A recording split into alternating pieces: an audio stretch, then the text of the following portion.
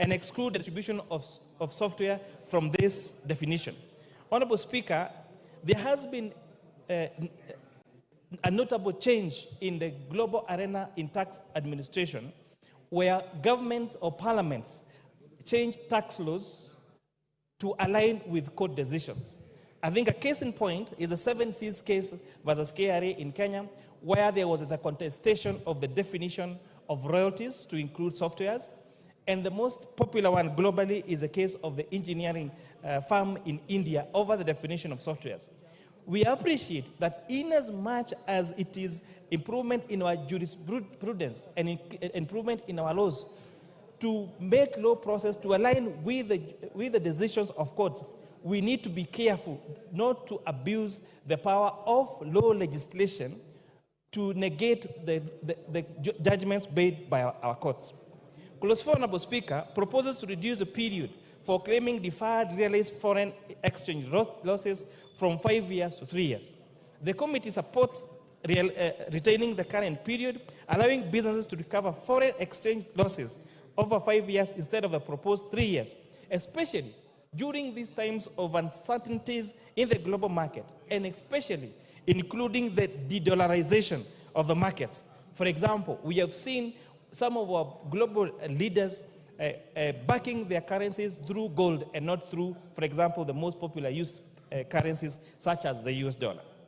Clause 6B2, Honorable Speaker, proposes to exempt reimbursement of expenses incurred for asset purchasing during official duties by public officers, which was extensively discussed with stakeholders. The committee ultimately decided to remove this amendment that aimed to exclude public officers from taxation on employment of benefits received as reimbursements for asset acquisition. This decision was driven by concerns by members of the public that such exemption would unfairly discriminate against private sector employees and could potentially be abused. As framed on the bill, Honorable Speaker, there is no definition of what these assets are. And therefore, we stand a risk of having public officers buy houses or buy factories, and those factories or houses that they buy from taxpayers' money will not be subject to tax. So the best way would have been to treat the same for public officers, the same with private officers. But Honorable Speaker, if we allow private officers to be exempted from tax on payments made to them for assets, you might find officers being paid in terms of assets just for tax planning and tax avoidance. Clause 8, Honorable Speaker, proposes to repeal the digital service tax and its replacement with a significant economic presence tax at the rate of 30% on 20% deemed profit. This committee acknowledges that digital service providers typically enjoy a higher profit margin due to lower production costs compared to companies with physical presence. Therefore, the adjustment aims to align the deemed profit more closely with what will be expected in those companies if those companies face similar cost structures. This is a revenue enhancement measure to ensure that digital service providers pay their fair share of tax. Additionally, and notably, Honorable Speaker, the committee proposes amending this clause to include a gradual increase in the rate of from 1.5% to 3% and not from 1.5% to 6% as proposed in the bill. And this is to ensure there is fast implementation of this adjustment. Honorable Speaker, this has been one of the most confused clauses that has been to the members of the public. This tax is not on digital content creators. This tax is for these applications, for example, Uber Eats, Jumia, and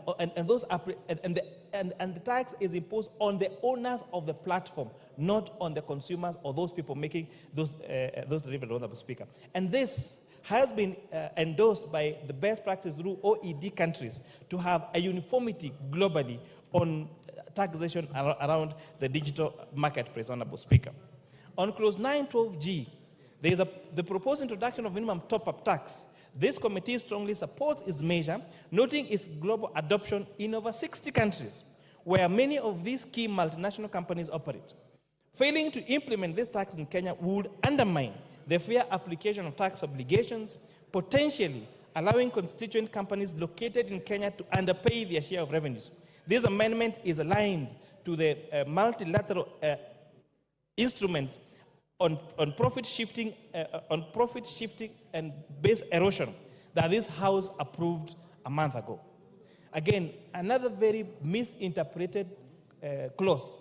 The minimum top-up tax, to explain simply, means where a multinational company operates in Kenya and as a group company, and in the company of their origin, they have a lower tax rate than that of Kenya, then they will be required to pay this minimum top-up tax. And again, this is to align ourselves with best practice. Clause 9, 12H, proposes an introduction of motor vehicle tax at the rate of 2.5% of the value of the vehicle. With this clause, the committee knows the following. 1, Section 3.2 of the Income Tax Act defines what constitutes an income upon which a tax is chargeable under the Act, whereas the proposed motor tax is levied on an asset and not on income as described by the Income Tax Act. The proposal, Honorable Speaker, to cap the levy at 100,000 shillings makes this tax discriminatory and non-progressive, because this essentially means that those motor vehicles that have a value of 4 million shillings and below would have paid the fair tax of 2.5%. But those vehicles that have of higher value of 2.5% would have paid a less commensurate percentage of that motor vehicle tax. The proposal will have adverse effects on the insurance-taking behavior of motor vehicle owners and further lead to negative effects on the insurance sector. Honorable Speaker, notably also, commercial vehicles which are subject to advance tax and would therefore amount to double taxation. We noticed concerns from the members of the public. Most especially commercial vehicles take third-party insurance. Third-party insurance is a flat rate of 7,500 shillings. So if we impose 2.5% on a matatu that, say, is worth 4 million shillings, that means that the motor vehicle tax on that matatu would be 100,000 shillings. And considering that most of them struggle to even raise the 7,500 shillings comprehensive insurance, then that would be quite punitive and would actually even lead to them not taking the regular insurance for their motor vehicles. From the foregoing, the committee recommends, therefore, the deletion of the proposed motor vehicle tax. Honorable Speaker, on clause 10, the proposal to limit the deductibility of an employee's contributions to a post-retirement medical fund to 10,000 shillings. This committee recommends increasing, actually, the limit to 15,000 shillings. This is to encourage a saving culture for a post-retirement medical scheme. This is an improvement from our last year's amendment where we introduced the relief, and therefore, we really urge this House to adopt this amendment. Honorable Speaker, you will note a concept called black tax, where the reason why a majority of Kenyans, especially middle-income earning Kenyans, are struggling, one of them is because they have to support their aging parents. Some of them really contributed their many years of public service to serving the people of this country.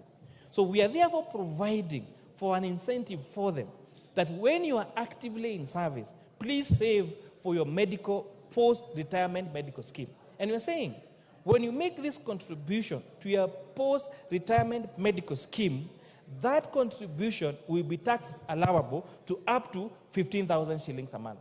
And this will really help that when we grow old, the times when parents would rely on their children to support them when they are old, the times when children were seen as an investment needs to end. When someone reaches their age of 18 years, they should be allowed to drive by themselves and support themselves and the family by us during our active lives investing heavily on our retirement. This is not to mean that we don't support our parents, but just saying that let us, all of us who are working now, work hard to make sure that we put measures such as this one, saving for our post-retirement medical scheme, so that we do not burden our children with our medical costs when you are old and not working. Clause 12, Honorable Speaker, proposes to introduce the advance pricing agreement. This committee supports a proposal for an advance pricing agreement since it will enhance revenue determination in entities that belong to multinational groups or trade with related persons.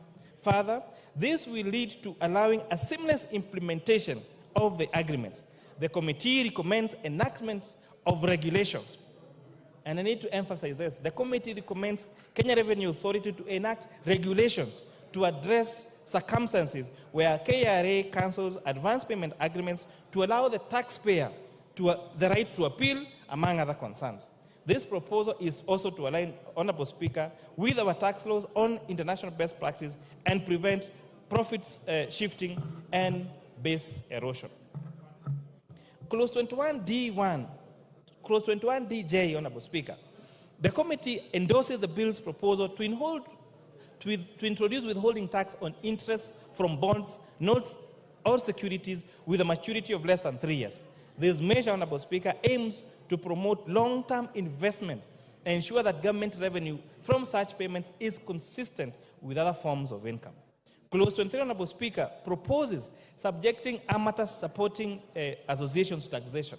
This committee acknowledges that while the proposal aims to tax these associations, it recommends deleting the proposal to foster investment in the sector and to encourage the nurturing of sporting talent. This decision is intended to incentivize and support the management of youth talents through sporting activities. Honorable Speaker, we have seen, for example, the Talanta initiative.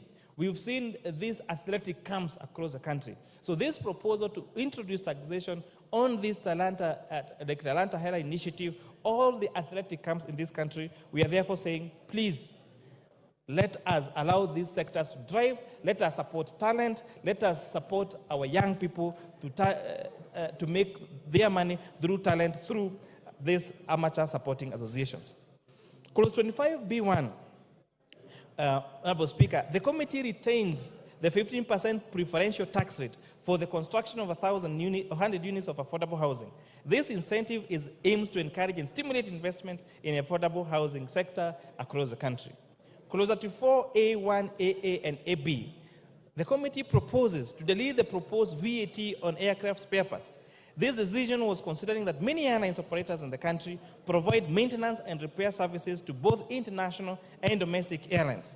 Implementing a tax on aircraft spare parts would increase the operational cost for airlines in Kenya, potentially undermining the country's competitiveness as a regional aviation hub. This amendment aims to support the growth in this emerging sector within our country. Clause 34-35, Honorable Speaker, this is about the provisions under the proposed amendment on the VAT Act. The committee adhered to several guidelines, including zero rating only the most essential consumption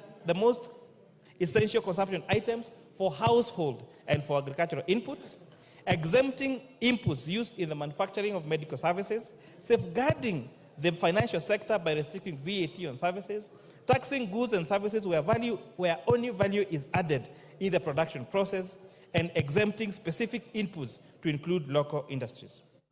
Based on this principle, Honorable Speaker, the committee proposes to zero-rate items such as ordinary bread, unleavened bread, gluten-free bread, and inputs on raw materials for manufacturing agricultural and pest control products, agricultural pest control products themselves, and the transportation of sugarcane from farms to milling factories. And Honorable Speaker, the question has been asked, why sugarcane? Why not any other product? And I would like to tell Kenyans that out of all the agricultural products that we have in this country, the most bulky one in terms of weight is sugarcane. And therefore, the largest cost in the value addition on sugar is the transportation of sugarcane, Honorable Speaker. Additionally, the proposal is, we have proposed zero rating of locally assembled and manufactured mobile phones, among others. Honorable Speaker, this House made a decision last year to zero rate local assembly of mobile phones. As a result, we have seen institutions such as the African Device Assemblers of Kenya assembling a total of 400,000 phones every month. They have created employment for over 1,000 Kenyans.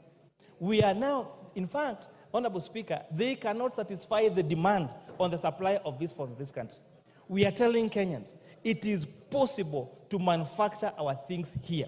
We do not have to import these things from other countries. We can support our manufacturing and make sure that we consume and use only those products that are locally manufactured.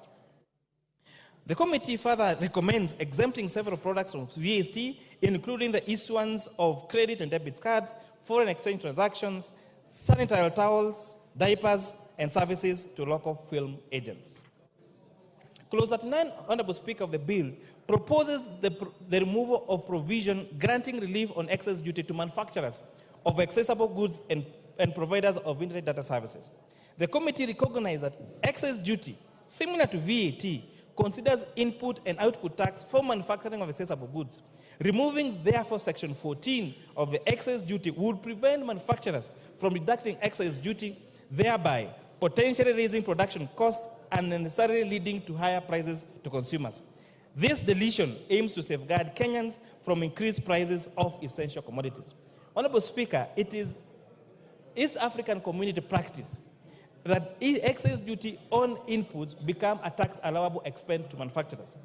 And the risk of passing this Section 14 as proposed in the bill would mean that we would potentially make it cheaper for someone to go and manufacture in a different country and then import into this country duty-free. And therefore, this committee was very conscious on the need to protect our manufacturers and make sure we buy Kenya and build Kenya. Clause 39 proposes the removal of the provision granting relief on excess duty on accessible goods.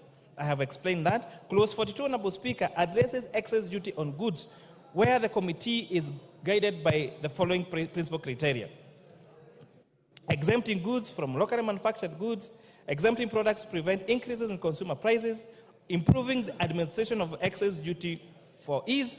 Based on this principle, therefore, the committee recommends the following: exempting vegetable oils, fertilized eggs, and clinker from excess duty. Honorable Speaker, I would like to explain what the difference is between these eggs. We have what we call table eggs. Table eggs is ready-to-eat eggs that we eat here at our restaurant or our homes. We have incubated eggs of what we call fertilized eggs. These are eggs that are ready to hatch. These are the ones that give us, for example, the one-day-old chicks. Honorable Speaker, as a poultry farmer myself, I attempted, when I was buying my one-day-old chicks, I was told that I needed to wait for 4 months before I got the one-day-old chicks, Honorable Speaker. This means that there is a great, the supply of fertilized eggs in this country is much lower than that of table eggs. However, we need to protect our eggs from imported eggs from other markets. Therefore, a few years ago, if you remember, Kenyans were eating eggs from Uganda at the expense of eggs that are laid by our own chicken here. It is plausible. It defeats any reason why we should allow an egg laid in a different country to land into a country at a cheaper price than eggs that are being made by our farmers here. So we have therefore introduced, Honorable Speaker, imposition of excess duty on imported table eggs, on imported onions, and on imported potatoes, so that we protect our onion, our poultry, and our potato farmers, especially in Molo and Nyandarua. Based on this criteria, Honorable Speaker, the proposal to exempt them from excess duty, vegetable oils, and fertilized eggs from incubation, amongst other things, is what we use under this consideration, Honorable Speaker.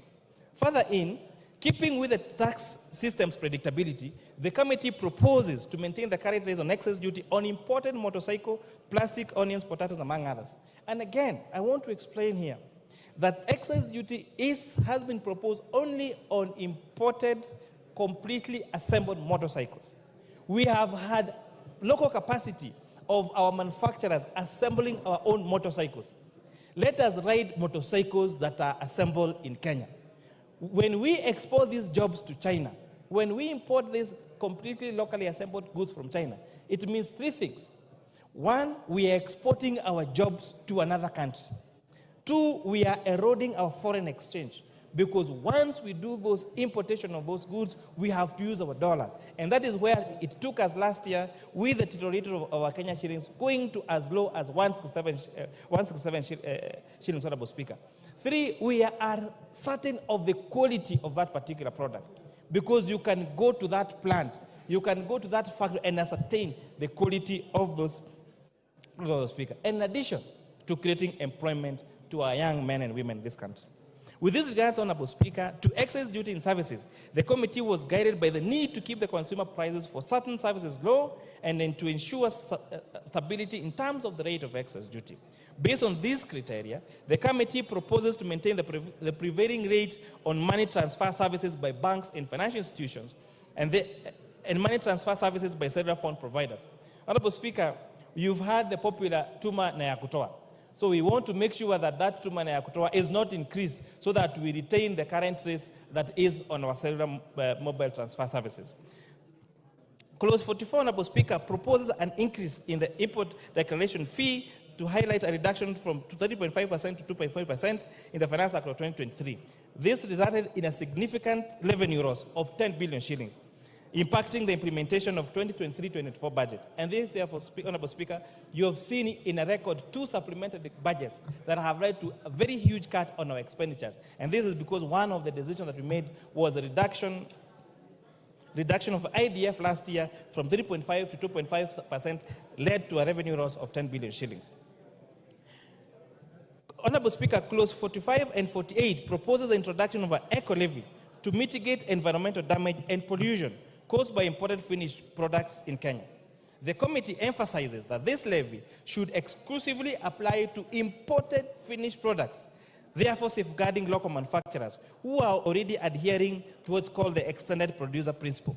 Regarding to a stakeholder feedback and to mitigate price impacts on essential goods, however, the committee recommends excluding motorcycles, bicycle tires, wheelchairs, 3-wheel motorized vehicles, which you probably know as tuk-tuks and wheelbarrows, from this levy.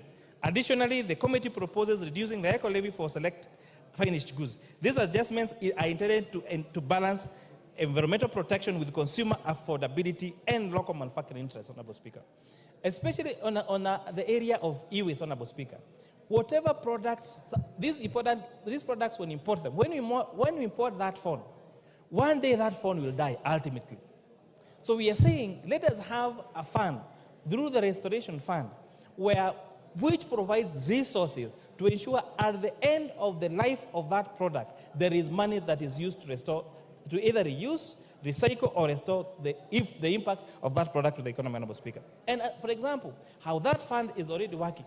Now, if you are doing mineral exploration in this country, and you go and dig up when you're doing your quarry or your mineral exploration, you are required to pay a bond so that when now you finish your exploration, there is money to restore that land to its original state, either, for example, by converting it into a dam or filling it up. So this is similar to that. And you've seen this work in other countries, where when at the end of use of a phone or a computer, those phones are taken, those computers are taken, and they are either used or recycled, Honorable Speaker. And it's also important to mention that the responsibility of the payment of this eco-levy is not on the consumer.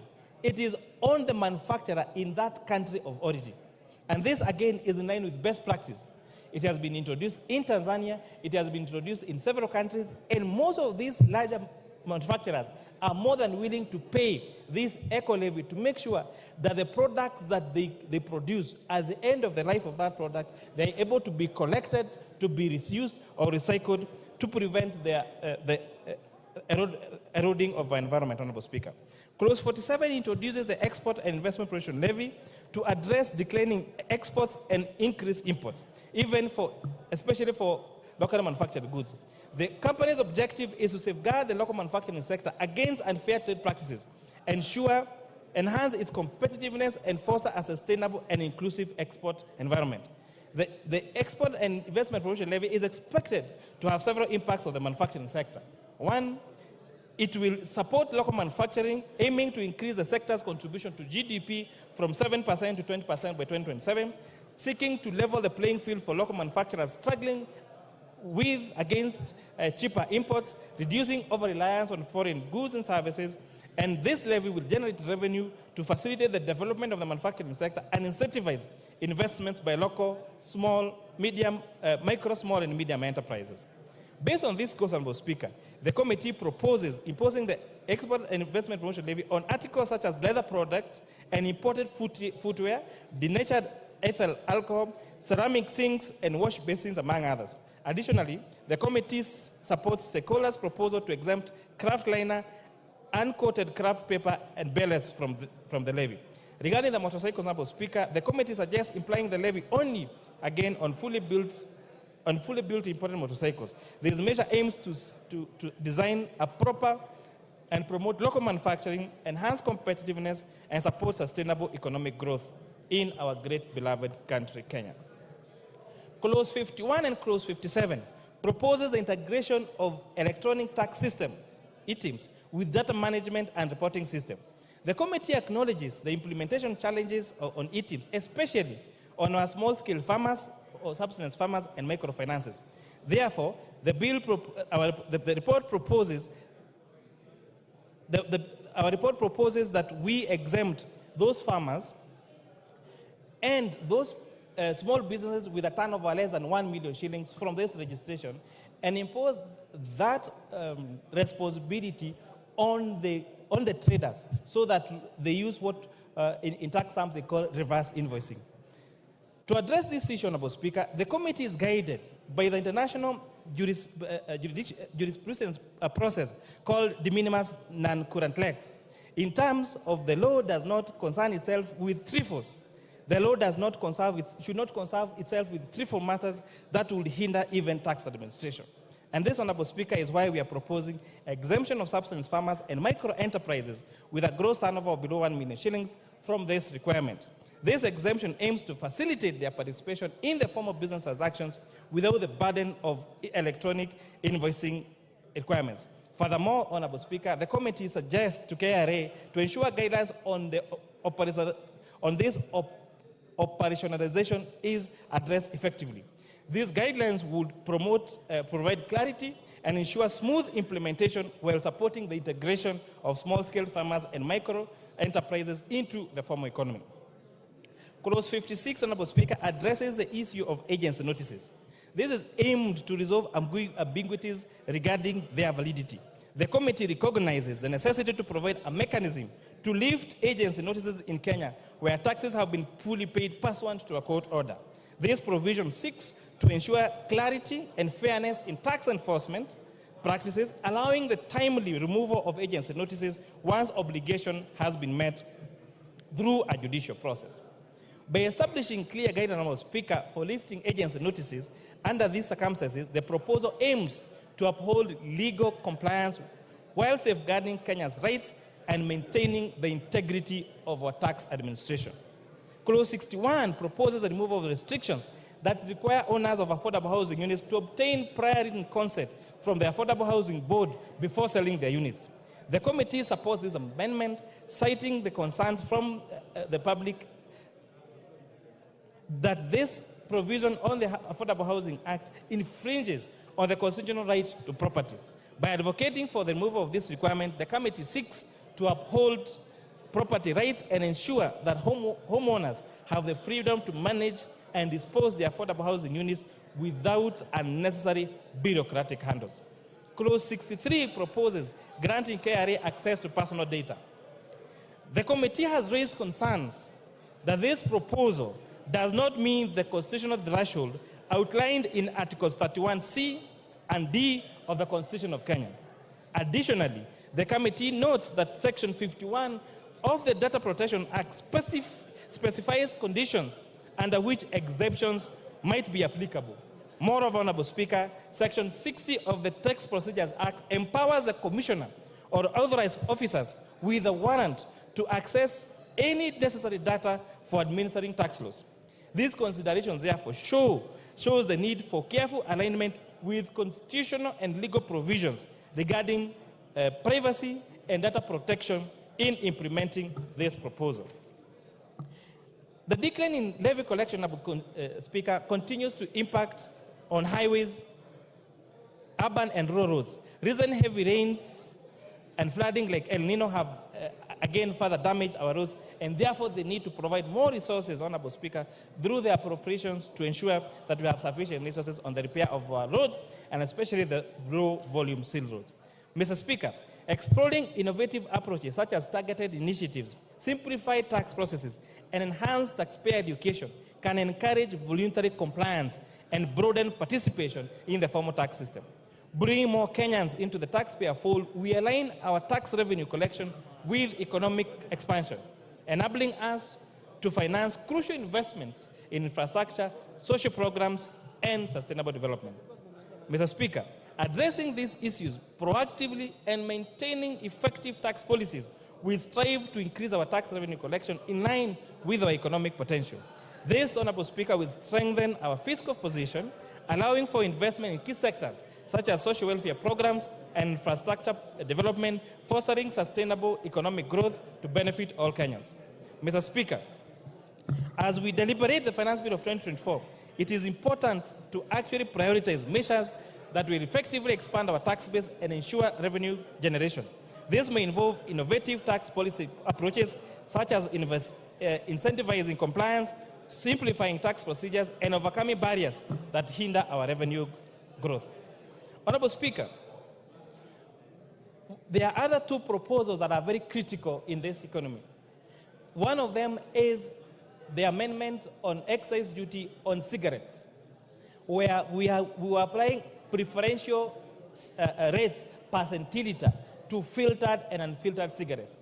Honorable Speaker, we witnessed heartbreaking confessions of victims of throat cancer after 25 years of smoking. And this is because we were saying they started with the unfiltered cigarettes, then went to the filtered cigarette and spoke for 25 years. And as a result, Honorable Speaker, there has been demonstration globally that there is a direct relationship between cigarette smoking and many forms of cancer, especially throat and lung cancer. It has been demonstrated globally that changing tax regime or changing taxation on cigarettes actually impact the consumption of those services and has a subsequent impact on reduction of cancer cases. Honorable Speaker, on alcoholic beverages, Honorable Speaker, the proposed amendment to shift from taxation by volume to taxation by alcohol content is also a great welcome a policy idea and aligns with best practice global, Honorable Speaker. This means that alcoholic drinks that have higher alcohol content will have a higher excise duty than those alcoholic drinks that have lower alcohol content. This, Honorable Speaker, will not just make higher content alcohol more expensive, but most importantly, in the fight against illicit brews, ensure there is safer alcohol available to those that want to take alcohol. Because, Honorable Speaker, we have accepted as a country there are those that want to take and there are those that don't want to take. So those that want to take need to be given access to safe and affordable and healthy, and make sure that those others that do illicit, Honorable Speaker, are discouraged.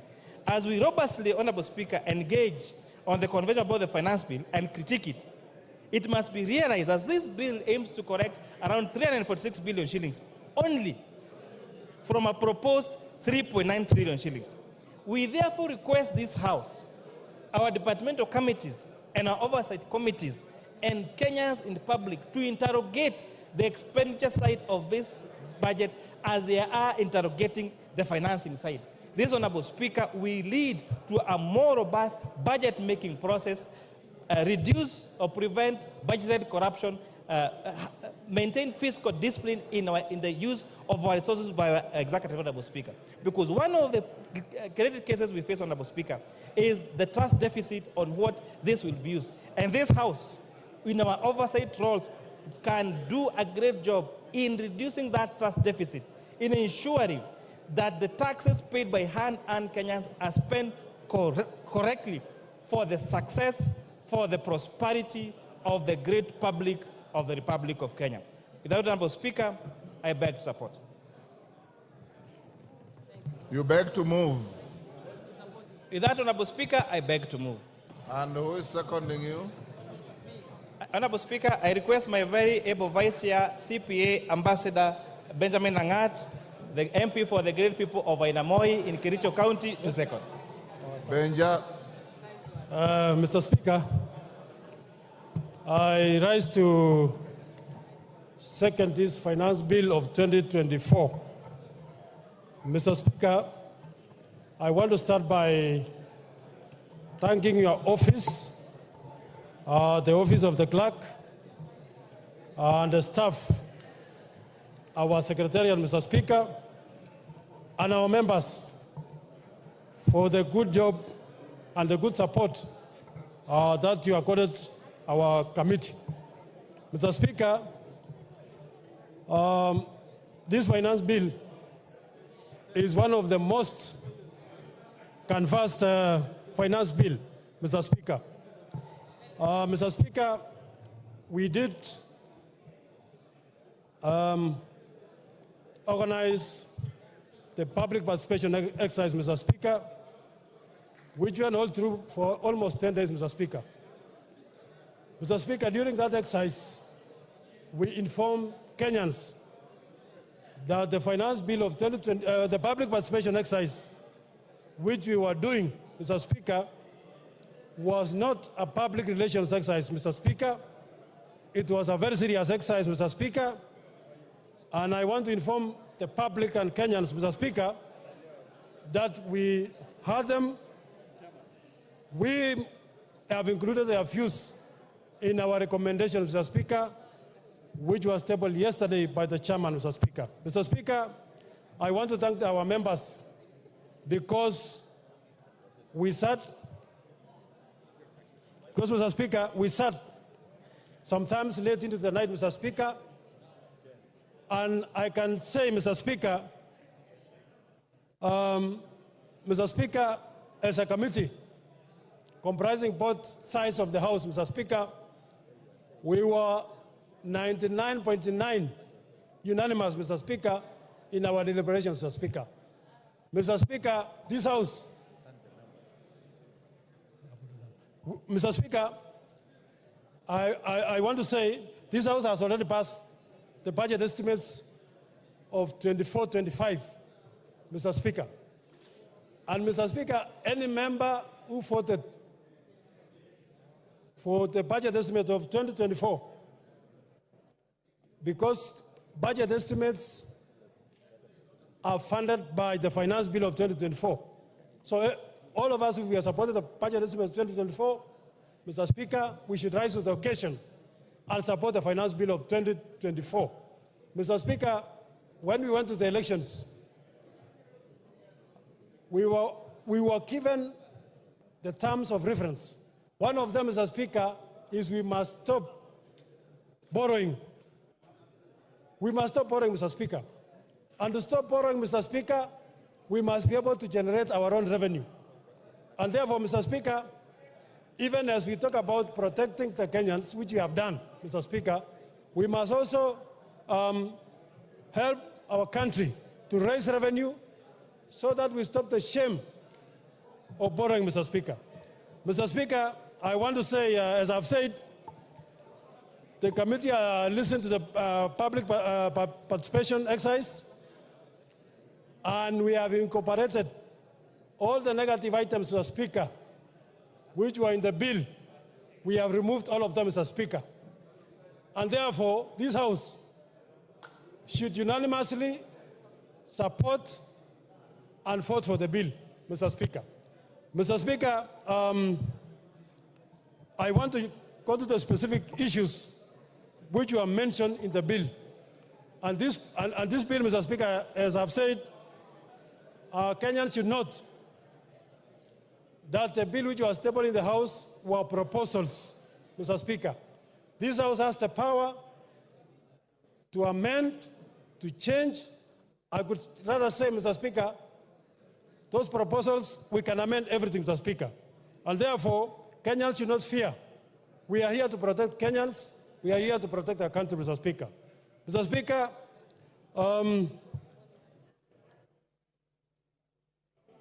I want to talk about specific clauses. Mr. Speaker, this bill proposes to amend Income Tax Act, Mr. Speaker, the VAT Act, Mr. Speaker, the excise duty act, Mr. Speaker, and also the miscellaneous fees and levies act, Mr. Speaker.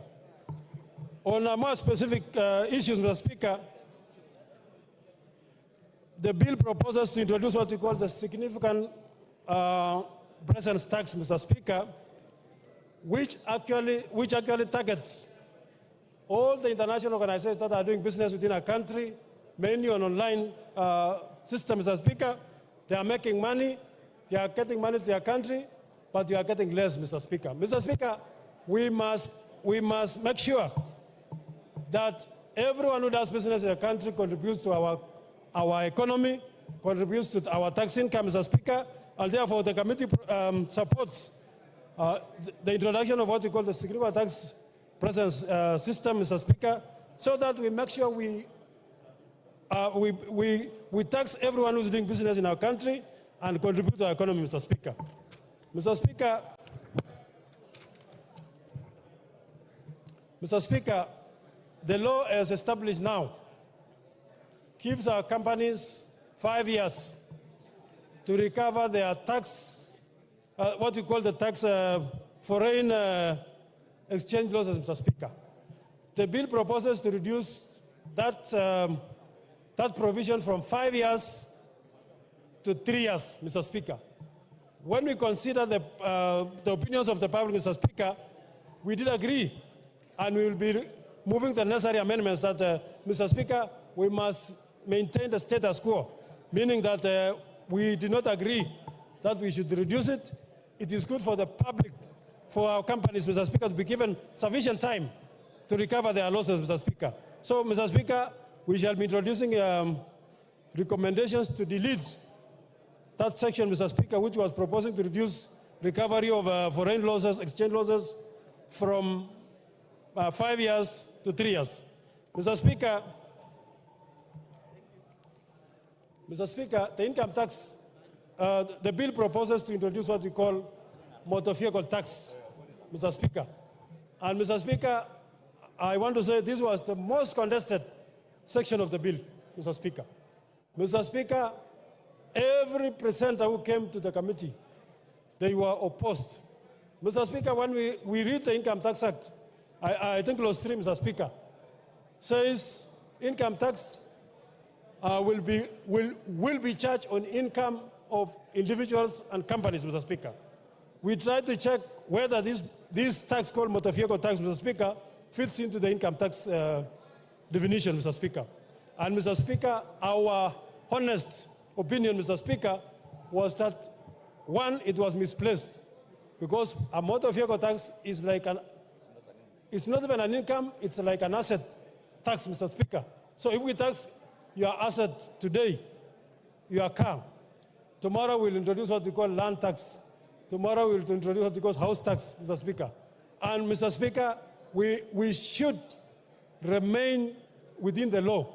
And therefore we conclude that these taxes are not fit into the definition of income, and therefore the committee was unanimous in recommending that we must remove this tax, Mr. Speaker.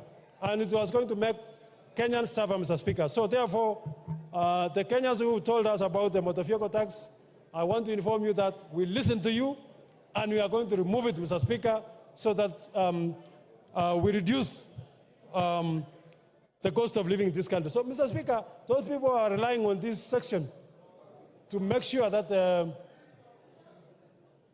to talk about the finance bill in the parliament, Mr. Speaker, we have recommended removal. So people must relax, Mr. Speaker. We are removing it. Kenyans should relax, Mr. Speaker. Mr. Speaker, the bill under Income Tax Act proposal also proposes to introduce what we call advance pricing agreement between the KRA and the multinational, Mr. Speaker. Mr. Speaker, multinationals operate a very complex financial system, Mr. Speaker. Sometimes they want to do what we call the tax planning, Mr. Speaker, so that as a country we lose finally. But, Mr. Speaker, we want to make sure that everyone contributes their fair share of tax. And therefore, we support what we call the advanced pricing agreement for enhancement of revenues for multinational entities, Mr. Speaker, so that they contribute their fair share of tax, Mr. Speaker. Mr. Speaker, this bill proposes to increase the non-taxable amount of pensions, Mr. Speaker, from 20,000 per month, Mr. Speaker, to 30,000 per month, Mr. Speaker. Mr. Speaker, all the Kenyans who are retired, Mr. Speaker, they must be cushioned, Mr. Speaker. They have supported the country for well over 60 years, Mr. Speaker. And, Mr. Speaker, you don't tax somebody up to their retirement. We are proposing that we make sure we cushion them, Mr. Speaker, so that the amount that we are recommending that we increase the tax deductible amount from 20,000 to 30,000, Mr. Speaker. Mr. Speaker,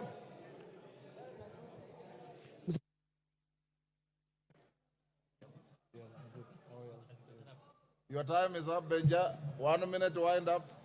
1 minute, Mr. Speaker. Yes, I've given you 1 minute. Okay. Finish up. Mr. Speaker, on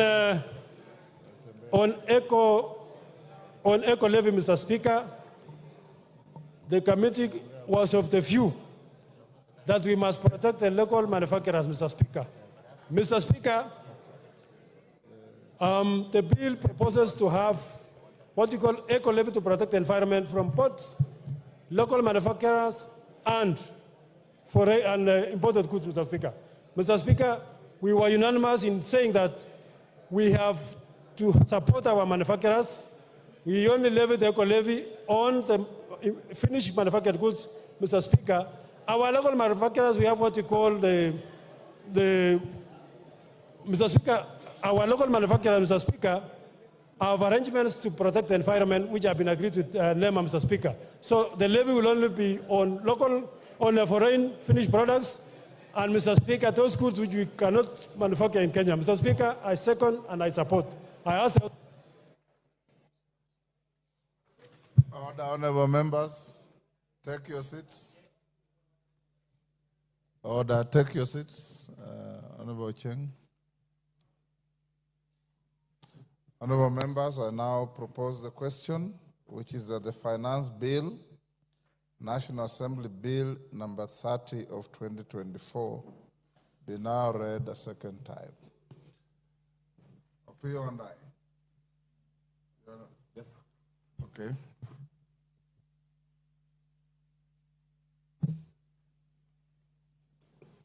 I thank you, Honorable Speaker. Mr. Speaker, given the importance of this finance bill, and you know, many Kenyans are following us, Mr. Speaker, and Mr. Speaker, to distinguish between the facts and the fictions which are being given out there by this Honorable House. Mr. Speaker, I want to seek your indulgence that we have every member speak for 5 minutes instead of 10 minutes, Honorable Speaker, so that we can have all of us contribute. Honorable Speaker, thank you. Honorable members, according to a motion we passed at the beginning of this session, the mover of this bill has 45 minutes, which he expended. The seconder, 15. Majority leader and minority leader, 15. Each member speaking has 10 minutes. Now, Bowen is suggesting that you reduce it to 5.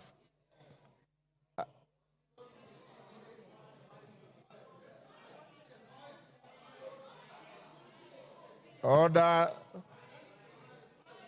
Is Bowen's proposal supported? Let's start with 10. Let's start with what you passed.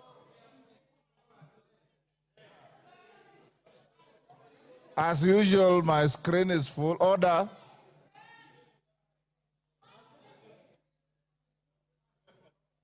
We already have 10, so nobody needs to propose 10. 5 is what is proposing. Do we go with 5 or 10?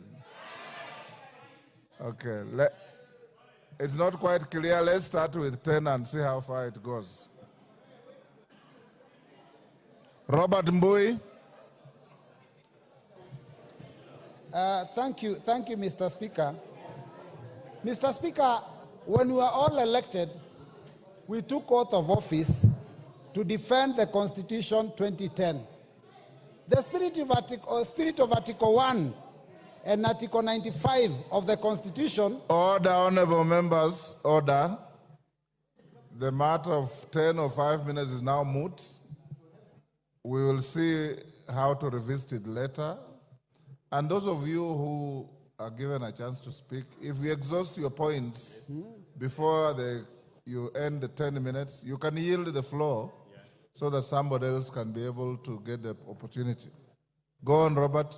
Yeah, thank you, Mr. Speaker. So in the spirit of Article 95 and Article 1, I stand to represent the more than 50 million Kenyans who have asked this House to reject this insensitive, punitive, ill-advised piece of legislative mistake. Mr. Speaker, I say this because in the 10 years that the former President Uhuru was president of this country, we had finance bills every year, but it's only one that had very serious contention, and the only contention that was there was the increase of VAT, in fact, the introduction of VAT on fuel of 8%. Mr. Speaker, the Kenya Kwanza regime has been in office. This is less than 2 years.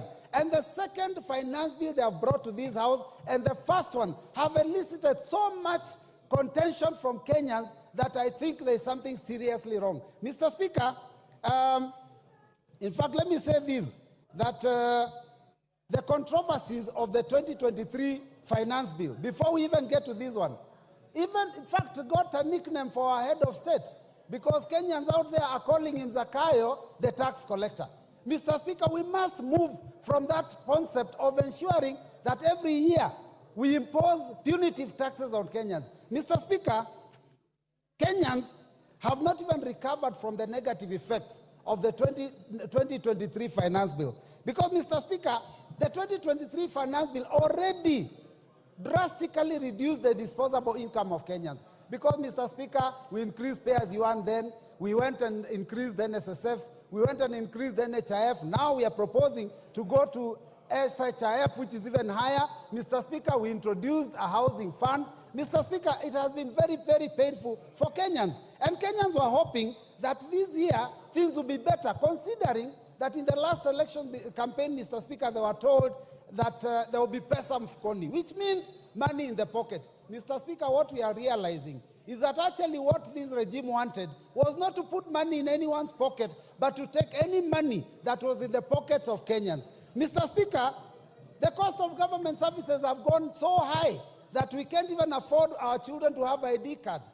So, Mr. Speaker, when I look at a bill that proposes to increase the already overburdened Kenyans, it is something that we have to stand firm and reject. Mr. Speaker, let me say this, that we were told to tighten our belts. And I know this is the intention, that we be hit very hard the first 2, 3, 4 years. But, Mr. Speaker, you know, some people will lose their life because of the hunger now and because of the stress now. What do you do with them when they are 6 feet under in 2026, 2027? We are told to tighten our belts. And as we tighten our belts, Mr. Speaker, it is shocking to see the excesses that this government is going through. We are taxing Kenyans to raise money to run the government, and yet we have excesses. We are putting in money to build houses, to repair, to paint houses that were built with 400 million, and we are spending 600 million to renovate and paint. Mr. Speaker, it is very, very painful. And then we are told, tighten your belts as Kenyans. And 200 million Kenyan shillings is used on a return trip on a chartered plane to the US. Mr. Speaker, this is not acceptable. And all those missions are begging missions. When what we are doing here is we are living beyond our means. Mr. Speaker, I seek the attention of all those members that passed the 2023 finance bill and later on went and told Kenyans they didn't have time to read it. Now listen keenly. If you didn't read that one, you listen to us. Mr. Speaker, oppressive tax policies do not make good economic sense. And Mr. Speaker, let me just put it this way, that the last year's proposal was intending to raise 214 billion. But because it was oppressive, Kenyans did not pay as expected. And in fact, what we collected was only 131 billion out of that finance bill, which was only 53% of the target.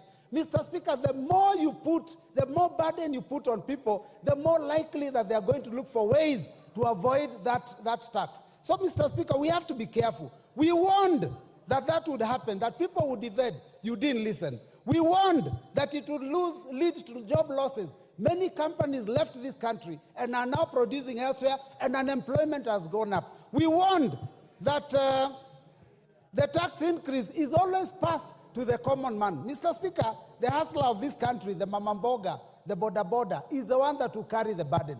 Anytime taxes go up, it is not the big fish that actually pay these taxes, because all they do, when you increase cost of fuel, all they do is pass it on to the consumer. And the consumer is mamamboga. The consumer is the last man in the chain. So, Mr. Speaker, we have to be very careful.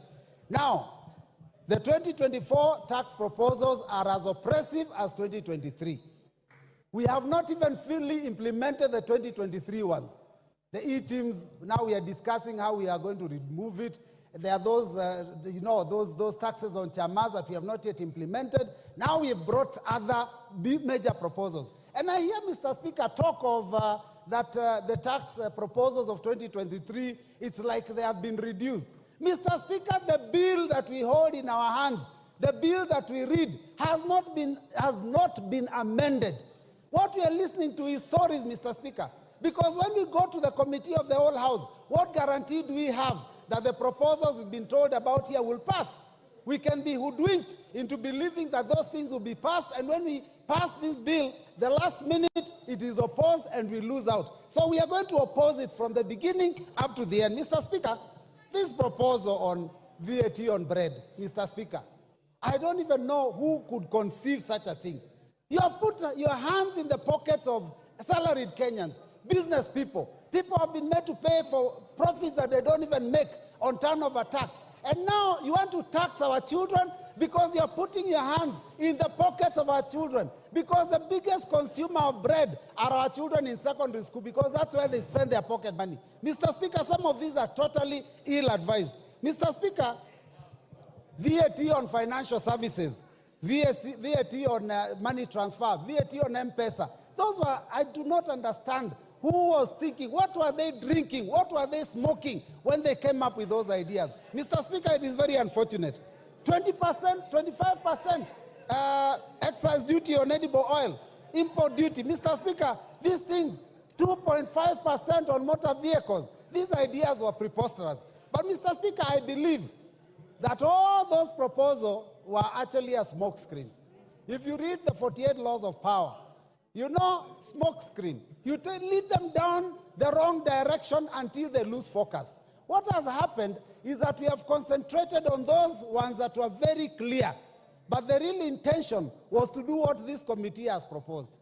That suddenly, after we think that things are okay, they increase RMD, road maintenance levy, road development levy, and the import duty. That is what the intention was. In fact, the net effect is likely to be that this finance bill may be collecting almost as much, if not more, than the previous proposal. So, Mr. Speaker, I stand in solidarity with those Kenyans that said that this must be rejected in totality. Mr. Speaker, I want to ask the Inspector General to stop interfering with Kenyans when they are exercising their democratic right of picketing, because Kenyans have a right to defend themselves. When they see the Constitution being mutilated, when they see their pockets being ravaged, when they see their children being unable to go to school, to put food on the table, they have every right to defend themselves. Inspector General, can you concentrate on defending the country and stop interfering with Kenyans?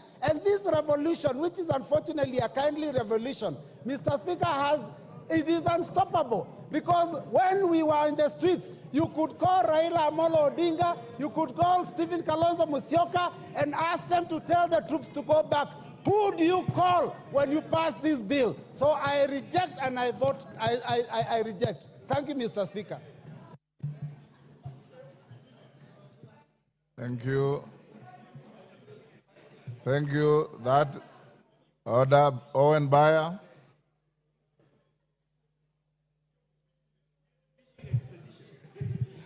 Thank you very much, Honorable Speaker. Honorable Speaker, coming to speak on the finance bill on the heels of my counterpart from the minority is interesting because I tried to get at least something from Honorable Mbui that he was saying that was useful and a contribution to the finance bill, but I couldn't get any. I just heard him shout about maandamano and all that. But we forgive him. We forgive him. Forgive him. I want to start by saying this, Honorable Speaker. Honorable Speaker, the finance bill is one of the very important documents that comes to Parliament. It is part of the budget cycle. That somehow, as we go through the budget cycle, a finance bill will come to the House, Honorable Speaker. We have the opportunity now to look at Finance Bill 2024. Honorable Speaker, a finance bill is usually a document of revenue-raising measures. But this finance bill must be looked together with the budget statement and the budget that we passed in this House. The finance bill complements the budget that we passed in this House, Honorable Speaker. That we have to raise revenue, resources, that we can finance the budget. So these two documents must be looked together, Honorable Speaker. Honorable Speaker, when we received the budget, the finance bill in this House, we tabled it here. But it was a proposal from Treasury. And when a proposal comes to the House, Honorable Speaker, it needs to be debated. They cannot pass the way it has been brought. It is scrutinized by the House. And the Constitution, Honorable Speaker, gave us the opportunity to do public participation. And public participation, Honorable Speaker, is a key plank in passing laws and legislation in this House. Treasury makes wild proposals that comes to the House. But it is up to this House to sit down, debate those proposals, look at them, and see whether they are fair revenue-raising measures for the country. Honorable Speaker, we have had a thorough public participation, one which Kenyans spoke their feelings about the finance bill. Honorable Speaker, Kenyans talked to the committee. Kenyans raised their voices about contentious issues in the finance bill. And those issues were captured by the committee, a committee that includes members from the minority and also includes members from the majority. And Kenyans had, the committee had, and they made changes to the finance bill. Honorable Speaker, the House itself has, in third reading, the power to make amendments to the proposals that came from the Treasury. So therefore, Honorable Speaker, at this time to say that we reject the finance bill in total is to reject the mandate that you are given by the people. The people gave you mandate to debate, hear, approve or not approve, and that is the process that we are undertaking, Honorable Speaker. Honorable Speaker, the budget created a deficit. And in dealing with a deficit for a budget, there are three ways you can look at. Reduce the budget, borrow, or tax. Those are the three things that you need to do when you're dealing with a budget for you to finance a budget. You either borrow, you either reduce the budget, or you tax to be able to finance a budget. All these measures are available to this House, Honorable Speaker, to make a decision on how we go forward. But Honorable Speaker, allow me also to say, did the committee listen? Yes, the committee listened on the proposals that were brought from Treasury. And Honorable Speaker, it is important to note that the proposals that were made, the proposals that we had from the Treasury did not go unchanged by the committee, Honorable Speaker. And I would like, Honorable Speaker, to just note a few things. The proposal of 16% VAT on bread was dropped. And there's a proposal in the report that be dropped. That is a win for Kenyans, Honorable Speaker, that now we will not have the 16% raise on bread in the finance bill. That has been dropped, and Kenyans are safe. They can have bread, and Mui and the children in school can have bread at less than the proposal of 16%. Honorable Speaker, we had noise about the motor tax, 2.5. Honorable Speaker, it is important to note that the committee listened, and when the committee listened, they dropped the 2.5 on motor vehicle because the committee listened, and now Kenyans do not have to pay that motor tax. Honorable Speaker, the eco tax that had been proposed by Treasury, the committee looked at it, studied it, and said we can only levy eco a tax on imported finished products. But for products that are manufactured in this country, they will not attract the eco tax that had been proposed by Treasury. Honorable Speaker, that is a win for Kenyans, which we might celebrate as a house because the committee listened. Honorable Speaker, there was a lot of taxation on the payslip, and the people who had loans were even suffering. But what has this committee done in terms of those things? They have reorganized the taxation within a payslip, and now there'll be more money on people's pockets from their payslip because the committee listened, Honorable Speaker. Honorable Speaker, there are many gains in this report, not on the finance bill, but on the report of the committee, which is what will eventually go into making the Finance Act. So, Honorable Speaker, as we move forward, Honorable Speaker, and I'm sure many other people will look at the many issues that Kenyans have gained, but I also want to look at the budget, Honorable Speaker. Today, members of this House, CDF, will have more money than before because it was proposed in the budget and it is going to be financed in this finance bill, Honorable Speaker. Honorable Opio and I here celebrated the other day that political parties' money has actually been returned into the budget. And he was very ecstatic that there is money for political parties. But I asked him that question, but that money must come from somewhere. That money has to come from the finance bill, which will finance the money in the political parties. Honorable Speaker, the women.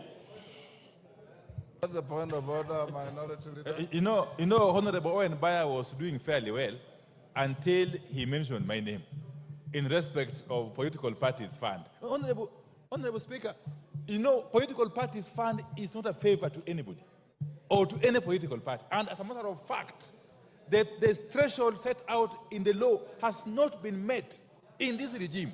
And therefore, I want to ask you, Honorable Speaker, to compel Honorable Baya to withdraw those very unfortunate remarks and apologize profusely, not only to me, but to the House and Kenyans in general. Thank you. Owen. Thank you very much. It is very true that the budget has money for political parties. And that money will come from a source. And that source is the finance bill. So, Honorable Speaker, I am still within my limits of speech. Honorable Speaker, I also want to say this. We have a budget that we must finance. We have a budget that we must get money to ensure resources go to Kenyans, that services go to Kenyans, that development go to Kenyans, that we have to pay debt, the 1.0 something trillion of servicing the debt. We have to have money to do that. And one way is to raise money through the finance bill. Honorable Speaker, we have to make hard decisions for our country in order to make it forward. But if we want to be good people, Honorable Speaker, I read somewhere that if you want to be a good person, please go and sell ice cream. But if you want to be a leader, you have to be here and make hard decisions. Your time is up. Your time is up. You must make the hard decision to sit down. Honorable members, before I give the next member, allow me to acknowledge 2 schools in the public gallery. Kibirisha Boys Secondary School from Bori, Meru, and Tiga High School from Mara, Tharaka-Nithi. On your behalf and on behalf of myself, we welcome them to the House of Parliament.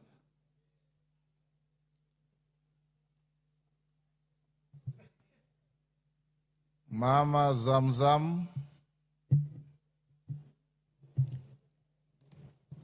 Asante sana Mheshimiwa Spika, na mimi niweze kuchangia mswada huu wa Finance Bill 2024. Mheshimiwa Spika, Mheshimiwa Spika, Wakenya wameamka, na mimi nataka niwaambie wenzangu ambao wako kwenye serikali.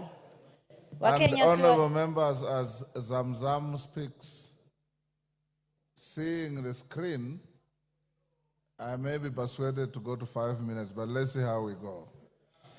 Asante sana Mheshimiwa Spika. Mimi nataka niwaambie wenzangu kuwa Wakenya wameamka. Mheshimiwa Spika, ile budget ama hii finance bill ilivyowekwa Mheshimiwa Spika, kuja kuweka mkate, edible oils na vitu ambavyo vinamgusa kama vile magari, Mheshimiwa Spika, ile ilikuwa ni strategy ya kuweza kuwaondoa Kenya katika ile shetani kubwa ambayo imebaki ndani ya hii bill. Mheshimiwa Spika, Mheshimiwa Spika, Wakenya wamemakinika. Ukiwaona wanaingia barabarani wenyewe bila baba, jua kuna shida. Na Mheshimiwa Spika, mimi nataka niseme hivi, 2023 finance bill, sisi tunasema hapa kuwa Wakenya wamesikizwa maamuzi yao, wamesikizwa kauli zao kwenye kuchangia katika huu mswada, Mheshimiwa Spika. Lakini ikumbukwe kuwa, ifahamike kuwa 2023 finance bill Wakenya walikataa kabisa housing levy, lakini ililazimishwa kwao, Mheshimiwa Spika. Kwa hiyo tusije kudanganywa kuwa kuna vitu vilivyoko humu ndani ya bill kuwa Wakenya wamekubali. Mheshimiwa Spika, sijui yule aliyokuwa akipanga mambo ya mkate alikuwa anafikiria kitu gani, Mheshimiwa Spika. Lakini mimi nitasema hivi, naangalia ile pesa ambayo inaweza kukusanywa, ambayo imekadiriwa kukusanywa, naangalia na matumizi yake, Mheshimiwa Spika, Wakenya wamefinywa. Na mimi nataka niwaambie, hata paka ukimpiga paka ukamfungia ndani ya nyumba, paka atakung'ata. Imefika wakati sasa Wakenya wanaanza kutufuata sisi na messages zinatumiwa mpaka rais. Mheshimiwa Spika, hii Kenya watu wameamka, Mheshimiwa Spika. Na mimi nataka niwaambieni, tutacheka leo, wengine wanasikia raha, wengine mmetumwa mpige yes, lakini kumbukeni, hii bill ambayo mnaifanya saizi si yenu tu, itashika vizazi vijazo. Itafika wakati wewe hauko bungeni, itafika wakati wewe mtoto wako, mama yako, ndugu yako hana njia, hana uwezo, itamfinya. Kwa hiyo tukitunga sheria sisi tunaangalia sheria, tunatunga sheria ya kuweza kusaidia ama ni sheria kuweza kumvunja Mkenya. Mheshimiwa Spika, naangalia bajeti ambayo imewekwa katika ofisi ya rais. Mheshimiwa Spika, ukiangalia State House imewekwa karibu bilioni 8, 7.9 billion. Ukiangalia Office of the President imewekwa 4.5 billion. Ukiangalia ofisi ya naibu wa rais imewekwa 4.5 billion. Haya matumizi hayajaonyesha anaenda kufanya kitu gani, Mheshimiwa Spika. Wakati ambapo pesa ambazo zinakwenda kwa mwananchi unapata amewekewa pesa duni kabisa. Ukiangalia upande wa health, Mheshimiwa Spika, wanaingiza na mkono huu wanatoa 16% kwa cancer patients. Sisi tunataka kupigana na saratani. Kina mama wanaugua saratani, watu wa maskini ambao hawajiwezi, huu ugonjwa umewafikia. Ikiwa sisi tunaongeza mpaka kwa magonjwa, tunaongeza tuna tax ugonjwa wa Kenya, wabunge wenzangu, tunaelekeza wapi taifa hili?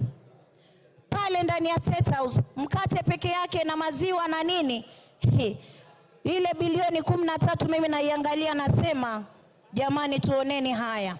Mgala muweni, haki yake mpeni. Huyu ambaye tunamnyang'anya hizi pesa kwenda kufund vitu vya starehe ni mtu ambaye analia kwa Mungu kila siku asubuhi akiamka, Mwenyezi Mungu, natoka ndani ya nyumba yangu, nishukishie riziki kwa mikono yangu niweze kulea watoto wangu. Lakini sisi katika ile ruzuku yake tunaenda kukata. Kwa mfano, Mkenya anatoka nyumbani, mshahara wake ni 50,000 Mheshimiwa Spika. Katika 50,000 Mheshimiwa Spika, 24,000 yote inakatwa na serikali Mheshimiwa Spika. Hapo hiyo ni katika tax peke yake. Mara hii pay as you earn, sijui nini, kisha anabaki na 29,000. 29,000 akiangalia Mheshimiwa Spika, ana stima ataka kulipa, ana maji ataka kulipa, ataka kununua unga, ataka kupeleka mtoto shule. Mheshimiwa Spika, Wakenya wamechoka. Wakenya wamechoka. There's a point of order from the committee chairman. Asante sana Mheshimiwa Spika. Nimesikia rafiki yangu Mheshimiwa mbunge wa Mombasa akisema kwamba kuna kodi ambayo imewekwa kwa wagonjwa wa saratani. Na ningetaka kwamba anieleze ni kipengele kipi katika huu mswada ambao unaongea kuhusu hiyo, kwa sababu Mheshimiwa Spika, haya mambo ya kumisinform ama kuwadanganya Wakenya kwa mambo kama hayo kwa sababu ya siasa kabisa ni makosa, haifai kufanyika. Mama Zamzam, that is a fair challenge. Order. Ngoja. Order. That's a fair challenge. Can you point out which... Ngoja nipe nafasi Mheshimiwa Spika, nitaiangalia kisha kipengee mahali kiko.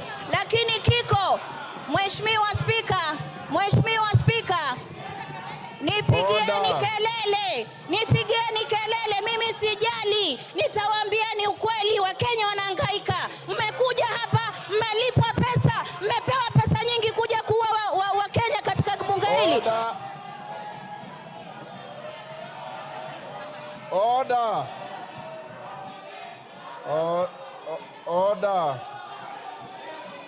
Order, honorable members, order. Order, Mama Zamzam. Order, Honorable Zamzam. Order, Honorable Zamzam.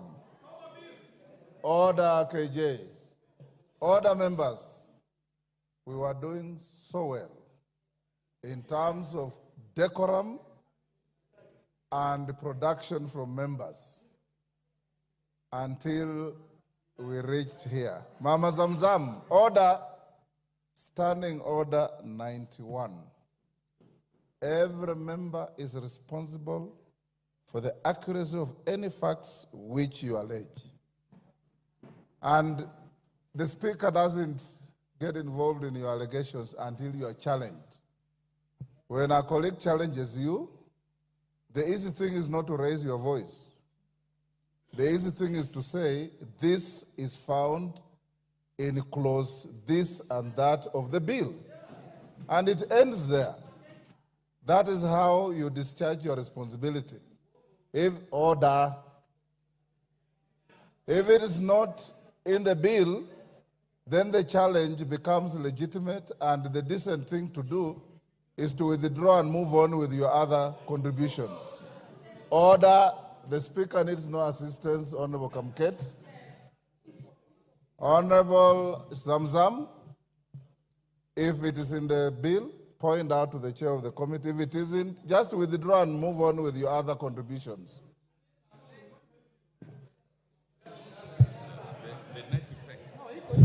Order. We are going to have orderly debate. Mama Zamzam. Asante sana Mheshimiwa Spika. Nafikiri nimechanganyikiwa na ile import duty na hii ya hospitali. Mimi nataka niwaambie kitu moja.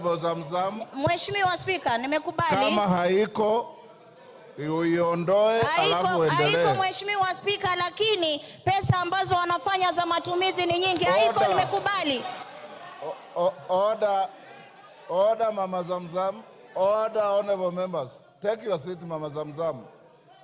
Order, Mama Zamzam. Order.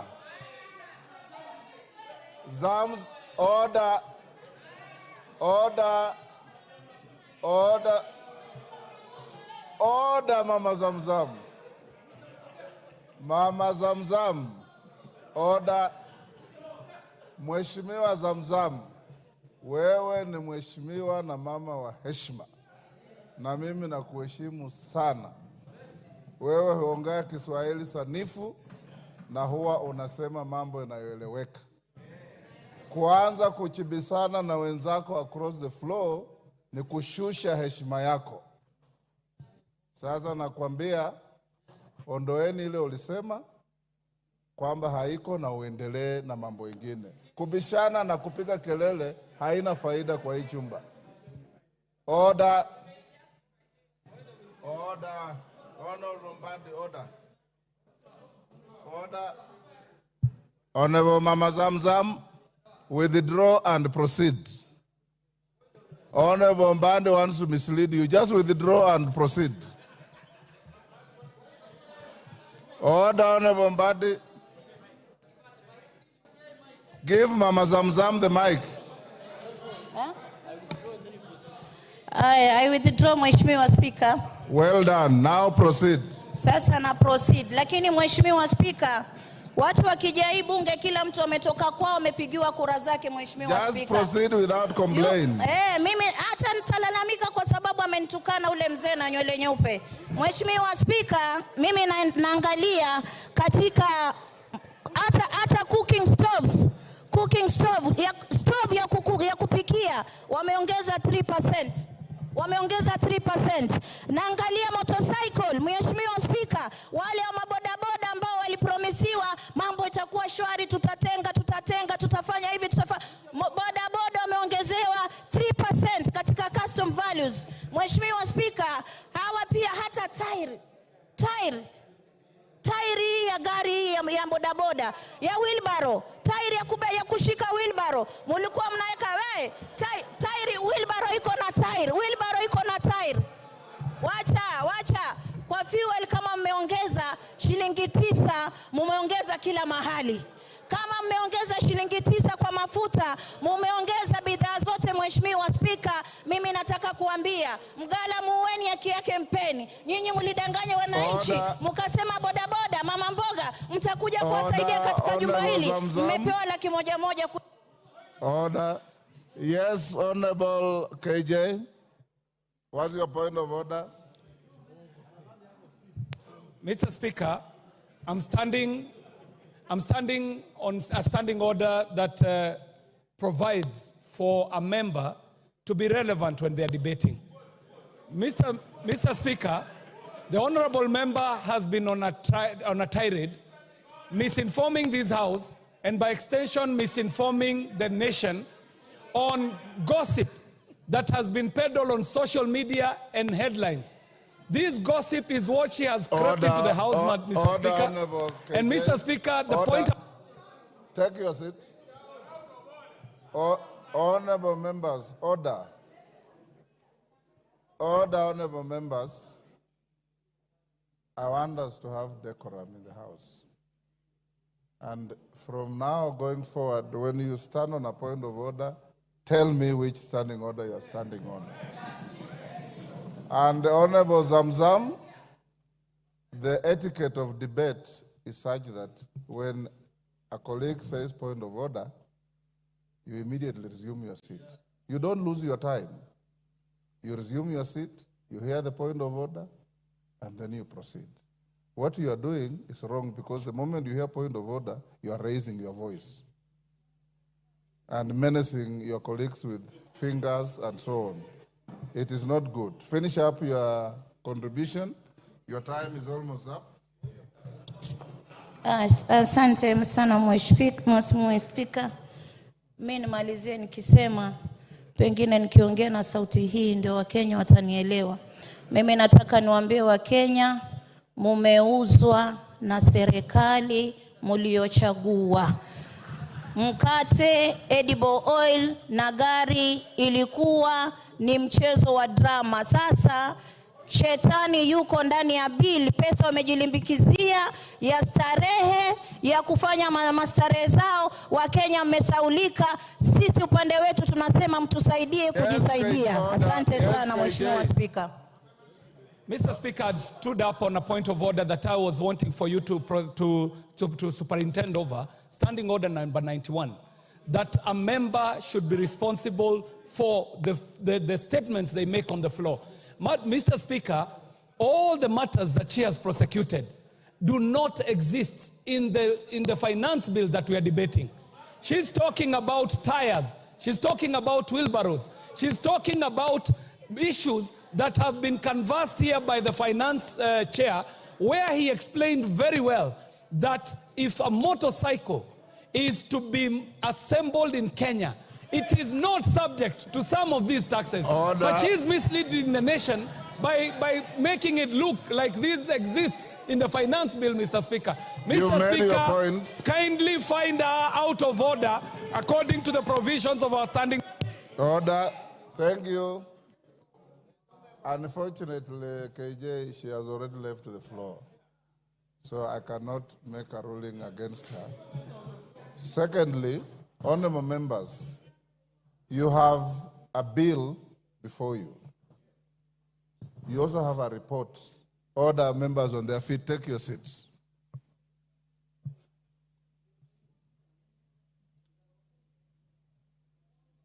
You have a bill before you.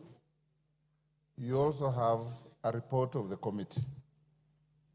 The mover of the bill extensively made reference to the report, said this has been dropped, this has been dropped, this has been dropped. You may be convinced, you may not be convinced.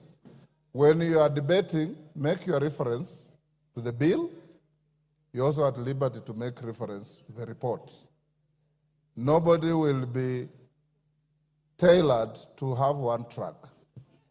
Make your reference to the bill, make your reference to the report. What I will not allow you to do is to say things that are neither in the bill nor in the report, the way Mama Zamzam was trying to do. Wachira Karani. Thank you. Yes, Honorable Millie Odhiambo, what's your point of order?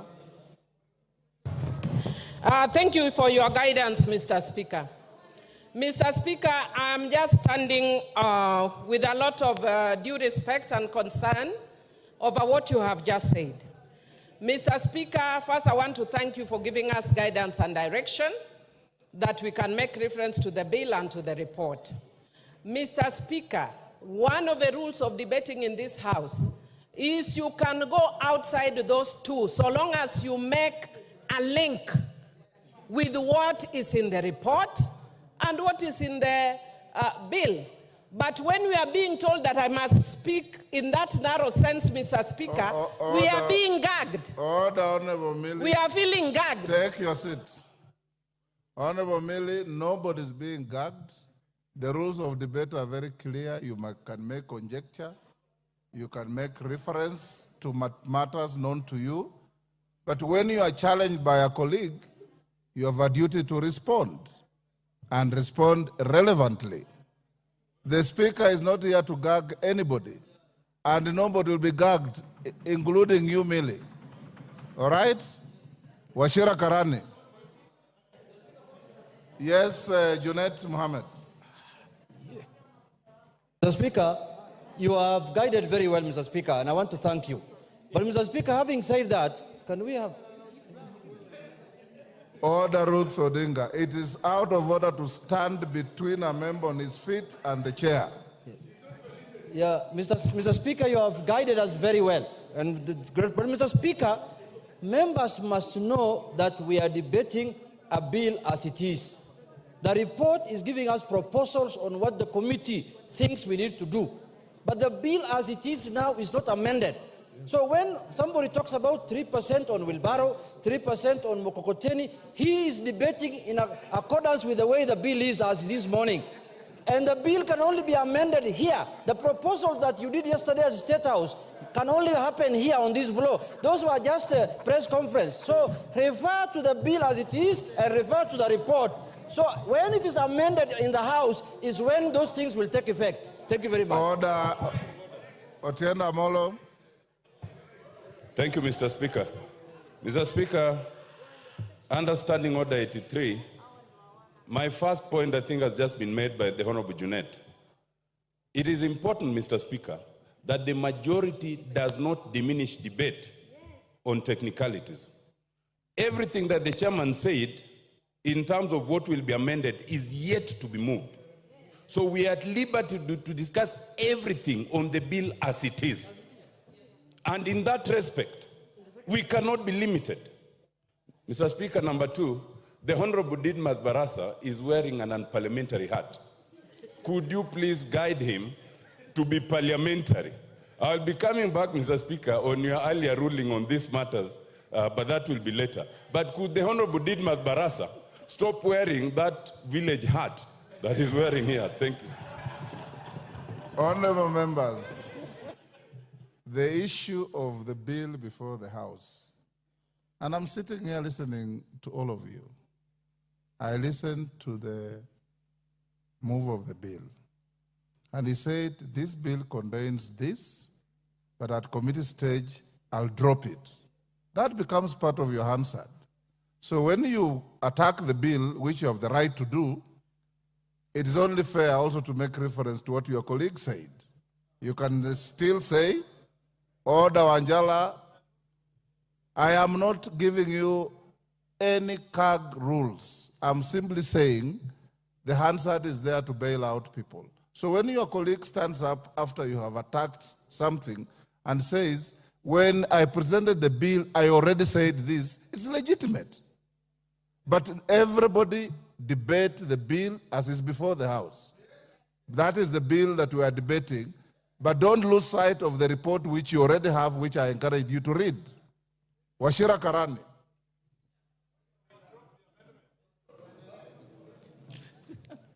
Thank you, Mr. Wachira Speaker. Karani, you have the floor. Thank you very much, Mr. Speaker.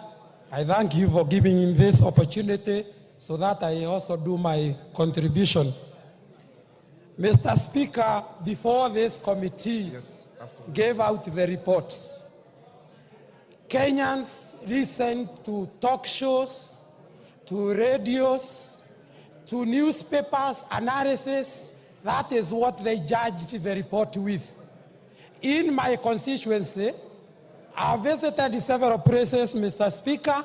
I've gone to churches. I've gone to trading centers. I've listened to the messages. I've read the messages the people have sent to me. And I can say this without blinking. What has been presented by the committee as the report and what has been spread by the talk shows, they are totally two things that are totally different. Mr. Speaker, on my side, I chose to communicate with my voters. I told them to enumerate the clauses that are contentious, which they did. And they did on 5 contexts. First of all, they complained about the VAT 16% on the bread tax. They also complained about the tax on edible oils. They also complained about the tax on motor vehicle, the 2.5%. They complained about the eco levy, the 5 items. And I promised them that I'm going to approach the Committee on Finance so that those are addressed. I'm very happy this morning because the committee, led by the very humble Honorable Kimani, has reviewed all of those. The tax on bread has been removed, the 16%. The 2.5% on motor vehicle levy has been removed. The money transfer have been removed. So me, as I stand, Mr. Speaker, I just want to thank the Committee on Finance for work well done, doing a thorough job, and listening to what we have communicated to them and acting of them. I support, Mr. Speaker. Minority Leader. The Honorable Speaker, let me make the following comments concerning the Finance Bill 2024. But I want to pick from where the Honorable Robert Mbui left. You know, Honorable Speaker, we have been around for some time. As a matter of fact, this, I think, is my 12th year in this parliament. And even before that, I was living in Kenya. What is so unique with this government that for 2 years in a row, the matter of finance bill is causing hullabaloo, is causing commotion, is causing pandemonium until young children are coming out the streets. We have had finance bills since 1963. We have had them. We had them during Jomo Kenyatta time. We had them during President Moi's time. We had them during President Kibaki. Recently, we had them during President Uhuru's time. But in this regime, 2 years in a row, the finance bill is causing serious problems to Kenyans. And is exposing the regime as totally insensitive to the plight of the people. Do you want information from Kamket? Certainly no, Honorable Speaker. How can Honorable Kamket inform me, Honorable Speaker? Really, no. So, Honorable Speaker, that is the question we must ask ourselves. And then it again raises the issue. Who advises this government? Who are the real advisors? In terms of economics, in terms of finance management, leave alone politics. Politics we can deal with later. But who advises this government? Because it seems to make mistake after mistake, mistake after mistake, mistake after mistake, Honorable Speaker. Following the outcry that happened after the 2023 finance bill was unveiled, I had imagined, I had thought that this government would be the wiser this time around. What we see is actually a worst case. As they say, the more things change, the more they remain the same. Honorable Speaker, I have read the bill in its entirety. I have similarly read the report of the committee chaired by my very good friend, Honorable Kimani Kuria. Honorable Speaker, if you look at the report of the committee and together with the amendments it is proposing to make on the bill, then you come to the conclusion that actually the character, the structure of the bill is actually changing fundamentally. Fundamentally. And this flies on the face of the provisions of Standing Order 48. Honorable Speaker, at some point perhaps I would be calling upon you to consider asking the chair to withdraw the bill and introduce a new one. Because the character is changing. And why is the character changing, Honorable Speaker? Honorable Speaker, under Article 201 of the Constitution, specifically 201 sub-article A, on the matter of principles that govern or guide public finance management. Public finance management. I don't know what is itching, Honorable Soro. Honorable Speaker, one of the principles, some of the principles that should guide the management of public finance: openness, accountability, and including public participation in financial matters. If you can come out of the blues and tell us that now these things that we had introduced in the bill, these taxes that we had introduced in the bills, we are now removing them. It is basically going against the principles of public finance management. You are turning a public finance bill into a personal property that you can change at whims. Honorable Speaker. Yes, Chairman of... Honorable Speaker. Order, Minority Leader. Chairman. Honorable Speaker, again, on a point of order on misinformation.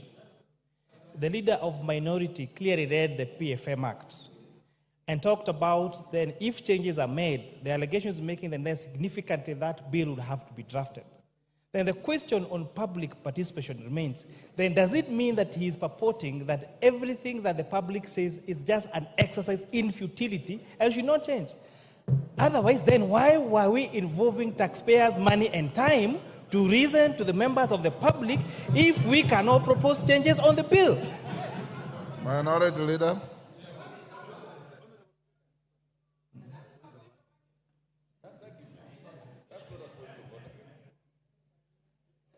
Proceed.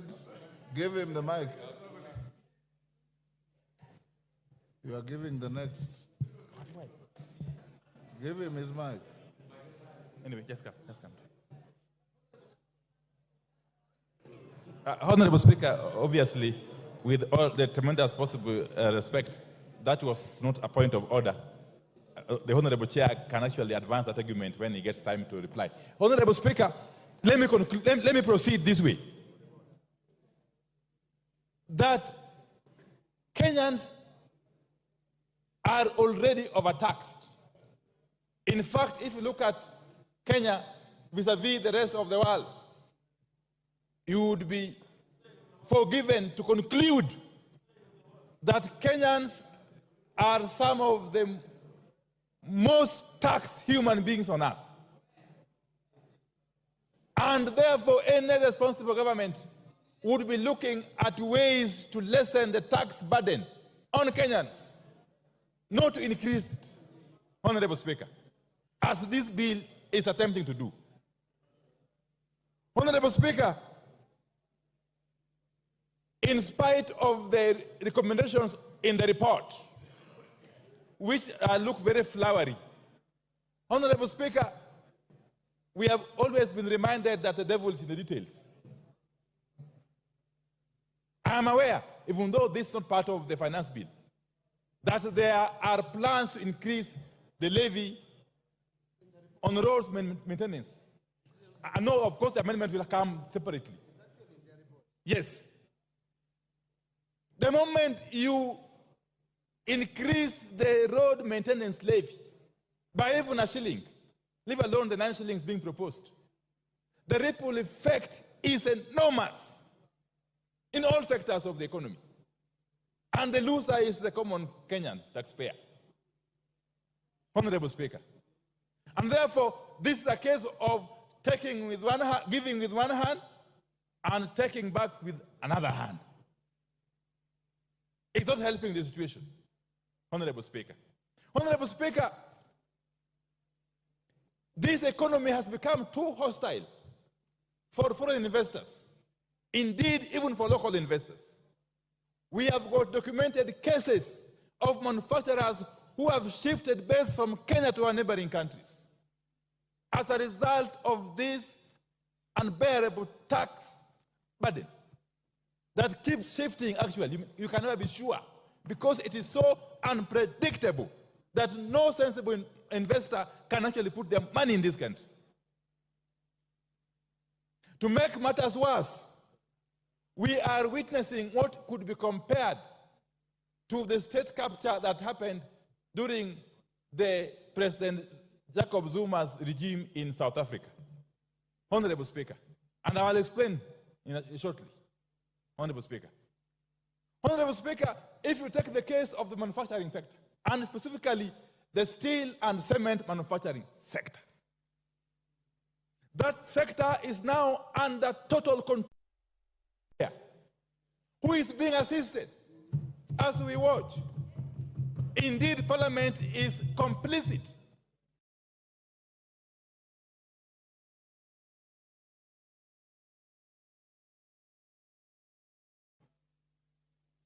We have a case where this one particular manufacturer is the only person who has the capacity to manufacture billets which are used in the steel manufacture, and actually clinker, which is also used in the manufacture of cement. To make it worse, this same manufacturer, who has got the support of these people, Honorable Speaker, he is compelling his competitors to buy from him raw materials. To make it worse, he is compelling them to buy at a minimum. That for you to buy from me billet or clinker, you must buy quantities worth minimum of 100,000 US dollars. And you must pay me in US dollars. And he delivers when he wants. Do you expect him to compete favorably with the rest? I will name him. It is the owner of Devki Steel company and the owner of Simba Cement. I think his name is Guru. That one. We must shame these people. We must name and shame these people. If you are to rescue our country from the clutches of state capture, Honorable Speaker, we must do so. We must do so. Now, I am happy. I am happy at the debate and the information that is coming out from the. My point of order is 91. 91. That my friend, the leader, is. I would like him to substantiate and give us. He said he must buy from me. He must do this and this. Where did he say? Where is that factual information?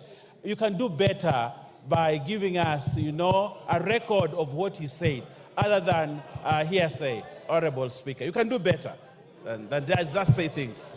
Order, Honorable. Both of you are veering off the track.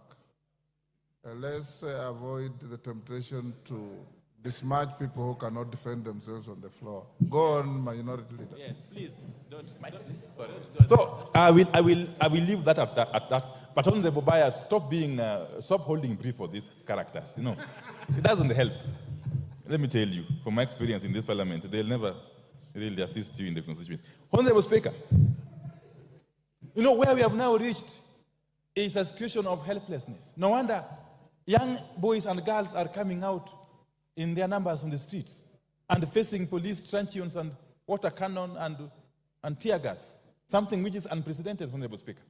It reminds me of a play by the celebrated Professor Francis Mbuga, that is Betrayal in the City. Honorable Speaker, you are a literature person. If you read that play, I read it long ago. You read it, yes. There's a character by the name Jasper Windu. Okay? He was in a situation, he was actually lamenting that we have waited for independence. We were hopeful for good things. Independence came. And now we have got nothing else to look up to or forward to, Honorable Speaker.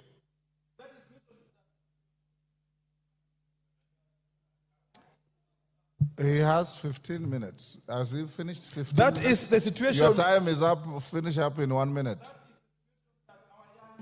Children are finding themselves in this country. They have already lost hope. They are not seeing any hope in us as their leaders.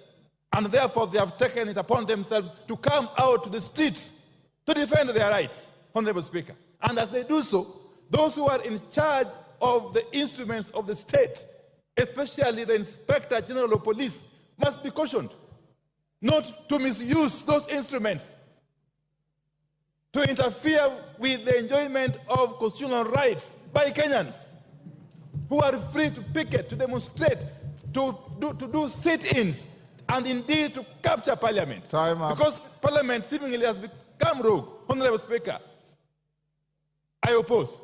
Osoro. Thank you very much, Honorable Speaker. Honorable Speaker, listening to my colleagues from the other side, Honorable Speaker, one need not to be a rocket scientist to know that they are playing populist politics as far as this report is concerned. You'll be left wondering whether they are contributing to the same debate, to the report before us, or they are giving us theories and stories that are unnecessary, Honorable Speaker. Honorable Speaker, I'll qualify my statement with these points. Last week, when the budget estimates were presented before this House, Honorable Speaker, and even when the chair for budget was highlighting some vote on the budget, Honorable Speaker, I saw honorable members across the political divide very happy. He did say that 500 million shillings has been added to NGAF. The honorable chair went ahead and said that CDF has gotten an extra 10 billion shillings, that each constituency here will be getting an extra 30 million shillings. And everybody here was very happy. In fact, the honorable members who represent counties, commonly known as the honorable women reps, even did a post appreciating His Excellency the President, saying that, you know, Your Excellency, we are very happy you've added us 500 million. We pray that next year you even add the same amount or even higher to that amount, to the 500 million. Honorable Speaker, I do not understand. You cannot eat your cake and still have it. You cannot say on the other point, on the other hand, that you are supporting what the executive is doing in terms of funding you, what touches you, but you cannot show them where they'll get this money from, Honorable Speaker. What is your point of order and under what standing order? Mr. Speaker, I may not quote the point of order, but mentioning then you are out women of order. reps in this budget, Mr. Speaker. Order. Honorable Osoro is... Order, Honorable Mbayu. I have made it very clear. For orderly debate, I'll give you every point you want. Tell me which standing order. The order, you've lost your chance. Go on, Osoro. Thank you very much, Honorable Speaker. So, Honorable Speaker, what I was saying is, with the additional budget, with the additional needs, because everybody was very happy that 30 million per constituency is going to be added in their constituency, 50 million to every constituency, Honorable Speaker, then it means that, and considering the tax base and our taxes going back into the years, then it means, Honorable Minority Leader, that there was need for us to expand our tax base so that we get that money that you need for development. The other day, Honorable Speaker, a member here raised the issue with the intern teachers. Intern teachers who were suspended the other day, and some who are on contractual basis and need to be employed on permanent basis. Honorable Speaker, that needs money. Our collection is not sufficient to meet the 4 trillion budget that was read in this House, Honorable Speaker. Then that raises some questions, Honorable Speaker, in this House. What do we do? Do we raise, do we continue borrowing? Do we raise our borrowing ceiling, Honorable Speaker, and start looking for money from the external sources? No. We need to expand our tax base, but not at the expense of Kenyans. We expand our tax, it's actually a double benefit. We expand our tax base while focusing on manufacturing and local production of our things, Honorable Speaker. And I will single out 2 things, 2 very important factors, Honorable Speaker. What this report by the Finance Committee proposes is to increase the excise duty of China or other countries. That excise duty is going to be increased on only fully assembled motorcycles. What does that mean? Or finished product. What does that mean? The locally assembled motorcycles here will have a competitive price against those ones. Factories will have increased in our industries here, in industrial area. People will want to assemble the factories for motorcycles at industrial area. Then that means we will grow our employment that we promised our people. It will have created jobs in this country. That is a positive, Honorable Speaker. Number 2, Honorable Speaker, this report by the Finance Committee proposes to increase excise duty on imported table eggs, Honorable Speaker. I mean, it doesn't make sense, and I don't see Honorable Clive here, who is a good poultry farmer. He's got over 10,000 chicks that he rears in his farm and sells eggs across Gusii region, Honorable Speaker. And he can tell you, his competitors get eggs from Uganda. His competitors get eggs, import eggs from Tanzania. What does this report propose, Honorable Speaker? This report proposes to increase excise duty on the eggs imported from those neighboring countries so that we can be able to grow our local market, our local farmers, Honorable Speaker, in Muranga and including Honorable Gisairo, who is a poultry farmer, Honorable Speaker. Then on the positive side, this very report removes the excise duty on the eggs that are brought for hatchery. the eggs that are brought for production, not table eggs. When fertile eggs, and I'm being guided by Honorable Owen Bayer, they're called fertile eggs. I hope you're right. So, Honorable Speaker, Honorable Speaker, when we are debating on this report, it's important for us to also be very factual and tell Kenyans the truth. You cannot say that, on the other hand, you want Kenyans or this government to look for jobs or to create jobs, and on the other hand, you want to continue encouraging importation of goods. Can you imagine, Honorable Speaker, up to this time and era, we are still depending on sanitary pads and diapers from India and China. What does this report do? Increases excise duty on the finished product of the sanitary pads and finished product of diapers to grow the local manufacturers. That was the proposal by the Kenya Manufacturers Association, because they also complained. We listened to them, the committee listened to them, to grow them here. Have you ever asked yourself here? Mzamo, what is the... Mheshimiwa, your point of order and on what standing order? Standing order number 83, Mheshimiwa Speaker.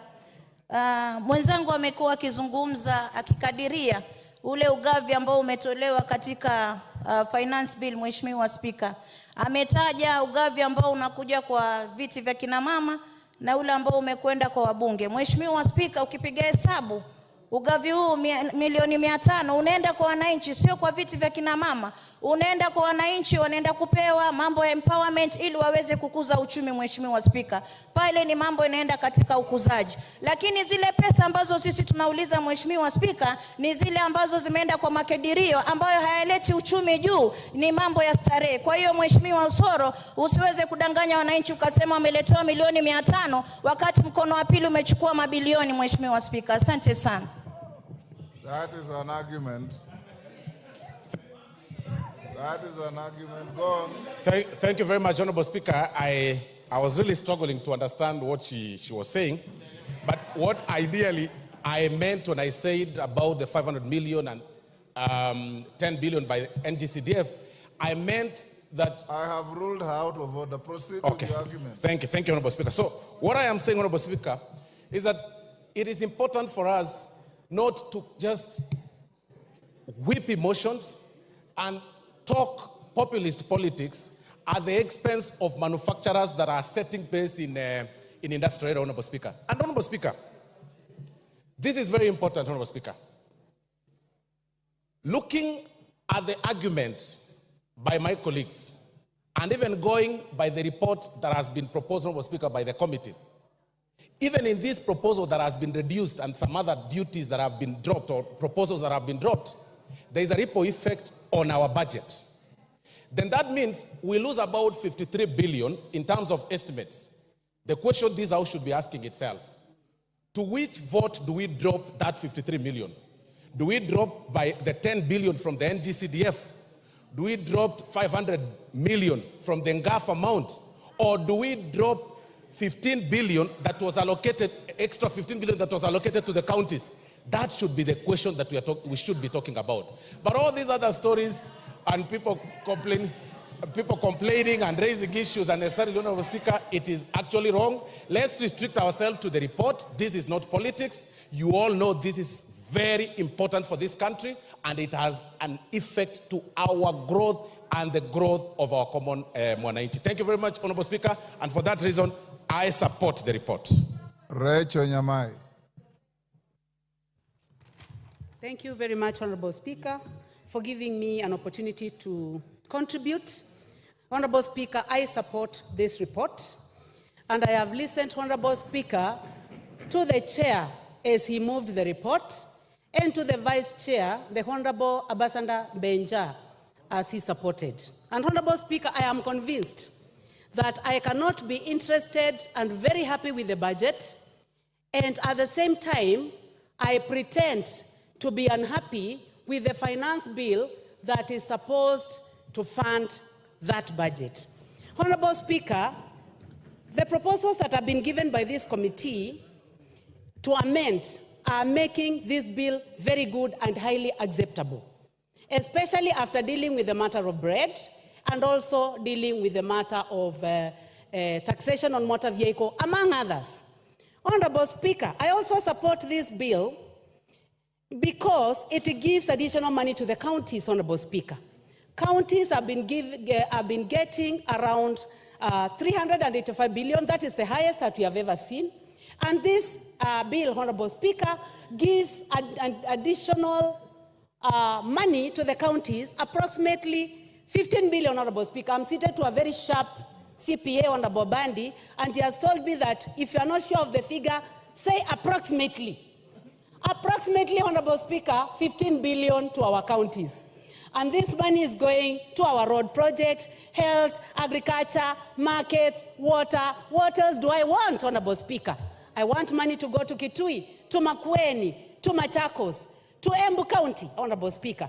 And listening to the Honorable Cecily Mbarire, Honorable Speaker, she says that the most difficult thing to do is to raise money for the counties. On source revenue, OSR, Honorable Speaker, this bill is in the right direction to giving additional money to the counties. Honorable Speaker, this bill provides additional money to CDF, the best fund in this country. Honorable members across the divide, the best monitored, the most evaluated, the most successful is getting 30 million, Honorable Speaker, per constituency, Honorable Speaker.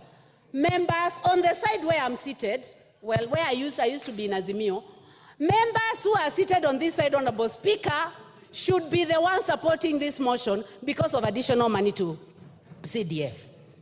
Because our children are going to get more money. Honorable Speaker, yesterday, I watched a girl that I've been paying fees for. Let me stick to the motion. Which standing order? Yes, Kajwang, what's your point of order? On a point of order, the gracious lady that has just spoken, the last I checked, she was in Azimio through Jubilee. Could it be that those positions have changed, or could it just be a misleading statement, Mr. Speaker? That is not a point of order. Go on. Thank you, Honorable Speaker, for your wisdom. I knew that you wanted to distract me. Honorable Speaker, I was just saying that I watched one of the girls that I pay fees for, and she was in the street, and she had written a message to me the previous day. And I asked her, you told me that it was about taxation on motor vehicle and bread. Why are you in the street? Honorable Speaker, I have just shared the video with CPA Bandi. The girl told me that she was not in the street concerning the bill, that she was doing TikTok, Honorable Speaker. And she was swinging, Honorable Speaker, very nicely.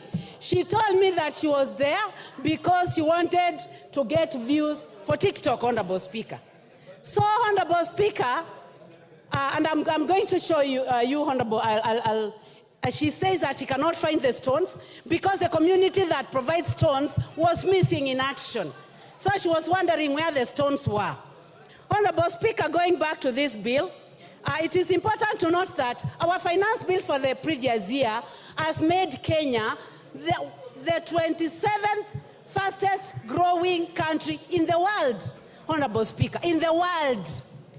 You need to look at this Financial Times, members seated on my side, that Kenya is the 27th fastest growing country in the world because of the bill that we passed last year. Honorable Speaker, also, because of passing a good bill led by the Chair Finance, Honorable Speaker, Nairobi Stock Exchange is the best stock exchange in the world. That is not according to Rachel Nyamai. That is not according to the Honorable Speaker of the National Assembly. It is not according to the President of this country, Honorable Dr. William Samoei Ruto. It is according to the Financial Times that the Nairobi Exchange is the best in the world. Honorable Speaker, education is an equalizer, Honorable Speaker. This bill, Honorable Speaker, proposes approximately 658 billion to education. Some of us found our way here because we went to school.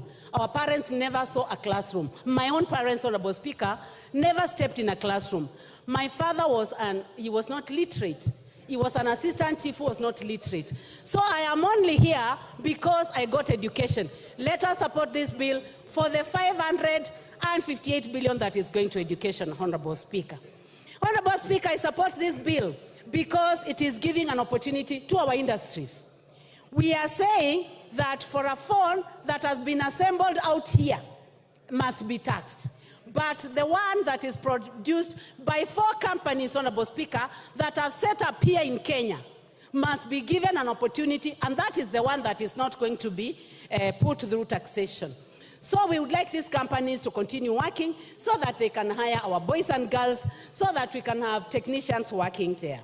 Honorable Speaker, concerning sanitary towels, also, it is the sanitary towels and pampers that are from outside the country.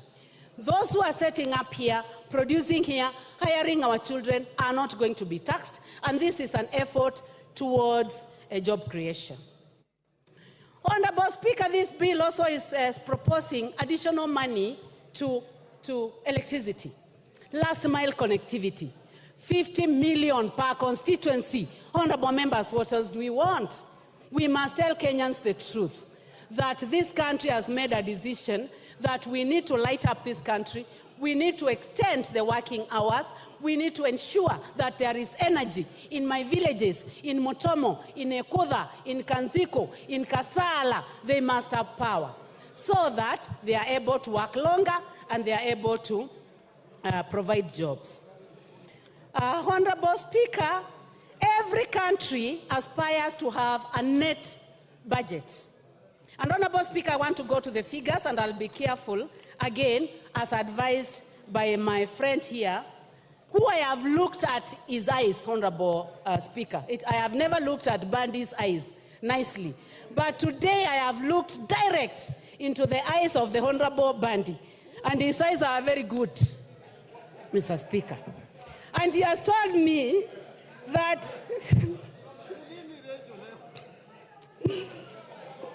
let me finish, Honorable Speaker. 2021, 2022, the deficit was approximately 740.